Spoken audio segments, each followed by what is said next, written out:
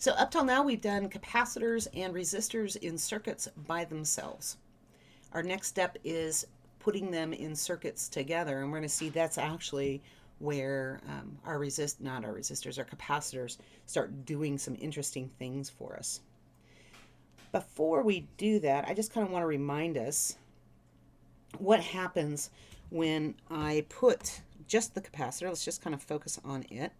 Actually, I'll use this with the voltage source here. So when I hook this thing up, remember I'm going to have this electron flow coming out.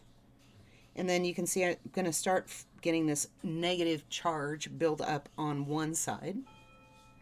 And then what happens? We said that over time, I'm going to hit a certain amount of charge that I can fit on those plates depending on the geometry of the capacitor itself. And that means that once I've maxed out that capacitor, once the repulsive force isn't allowing anything to gather on the capacitor plate anymore, now I have no current flow. So everything just comes to a stop. My capacitor is now fully charged. Well, come to find out, we can capitalize on the behavior of our resistors in the circuits by capitalizing on the thing that I was talking about before with current flow. So here I have a 12-volt battery. And remember I said, if the voltage source doesn't change, then the speed, the velocity of my electrons moving in that circuit can't change. It's akin to having a diving board. I can't get going any faster. I can optimize like the air resistance that I experience, but I can't get going any faster with that optimized unless I raise the diving board to a higher level. Then I can hit the water faster. So if I add resistance, but I don't change my potential, I'm not changing the rate at which the electrons are moving. I'm changing the quantity of electrons moving in my circuit. So I have the same power source, and I've decreased the amount of electrons that can flow per unit time.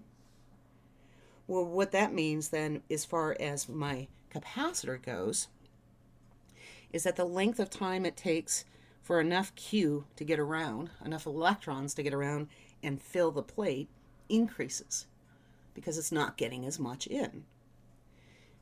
That behavior is what you're seeing on these graphs here. So we have this one, let's think about what that's saying. It's saying like an exponential growth.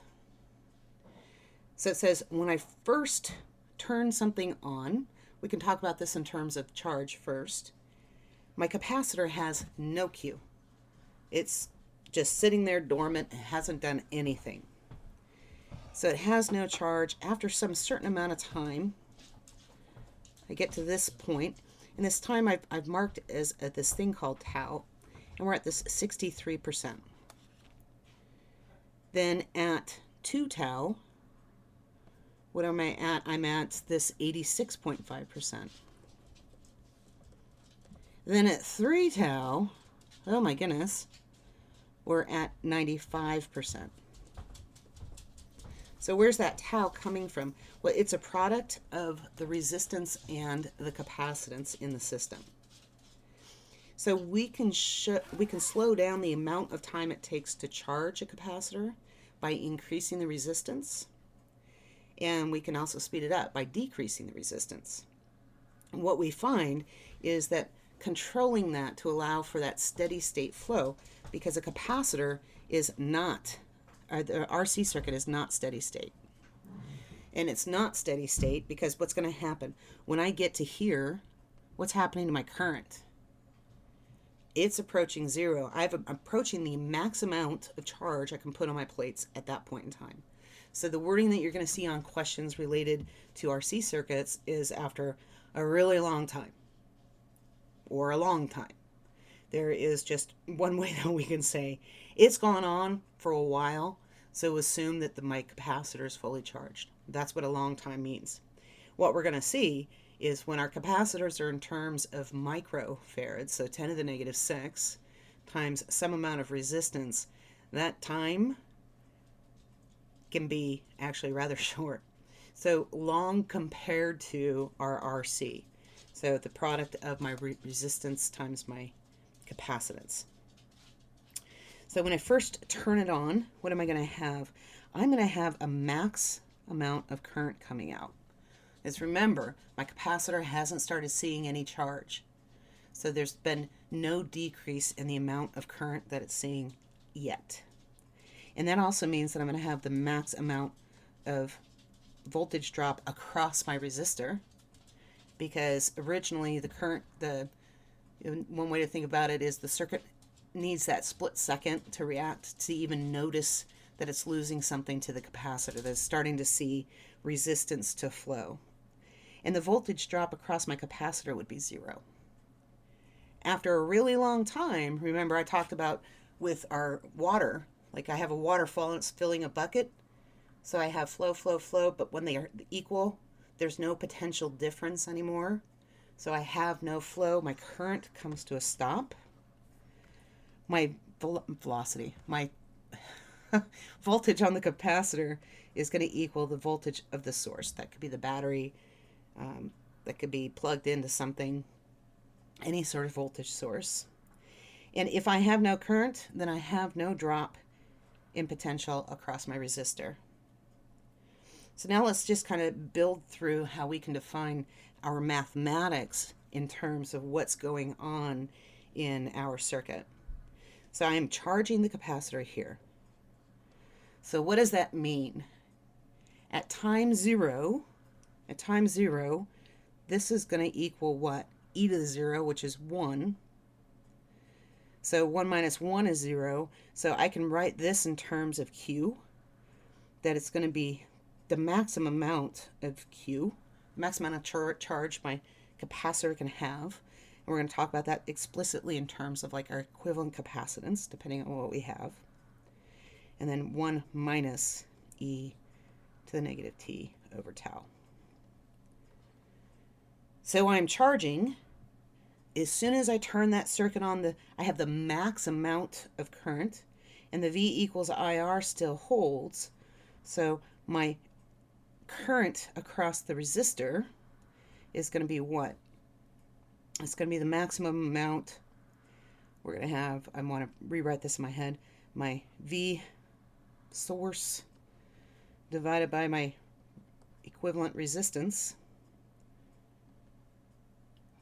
or what you'll see it written as is I naught, so the maximum amount of current. And what's happening here, remember, the current is decreasing as the capacitor fills. So if the current is decreasing, well, this was a gain, this is a decay. So it's going to be I naught times e to the negative t over tau. Voltage on the capacitor, I'm starting off at 0, so that's also a gain.